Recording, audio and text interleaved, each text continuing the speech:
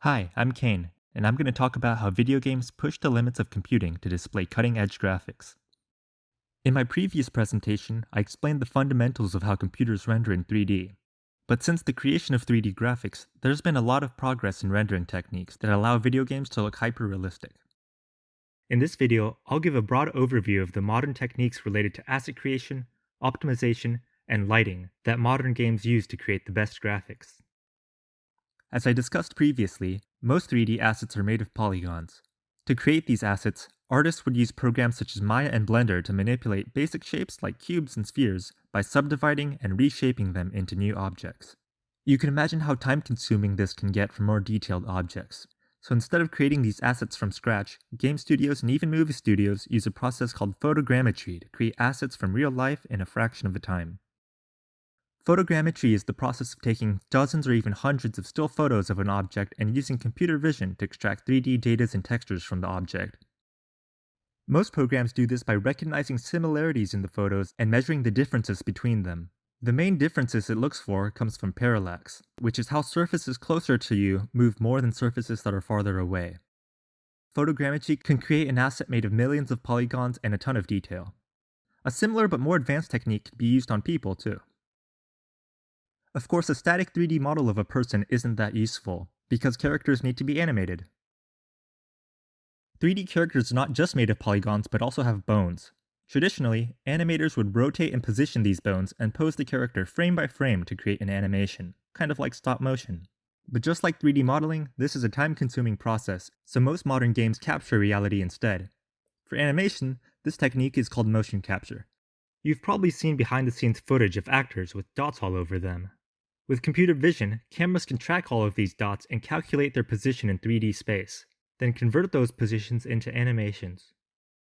Using motion capture results in much more realistic motion and even takes less time to create. This process can also be used for facial motion capture. Now, these assets are extremely detailed. For example, this 3D model of a boulder is 113 megabytes, and its textures add up to 176 megabytes.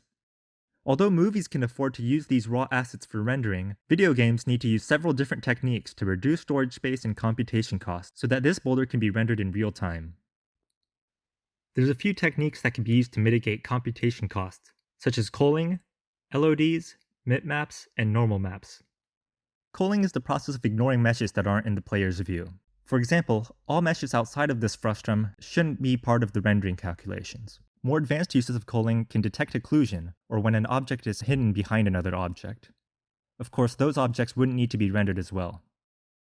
LODs, or level of detail, is the process of reducing the details of a mesh the further it is. For example, this boulder is extremely high resolution, but when it's far away, there's no way for the player to see all that detail, so that mesh is replaced with a lower poly mesh instead. A single object in the game could have multiple levels of LOD that dynamically swap between different meshes depending on its distance from the player. Midmaps are similar to LODs, but are used for textures.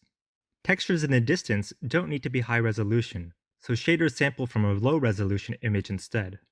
Not only does this reduce computation costs, but makes the image look less jagged.